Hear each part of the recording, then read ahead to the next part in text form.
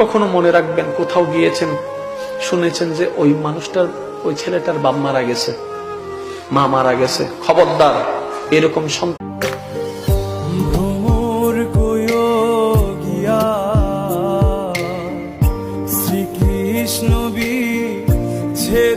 থাকবো না আমি প্রকৃতির খেয়ালে সেদিন।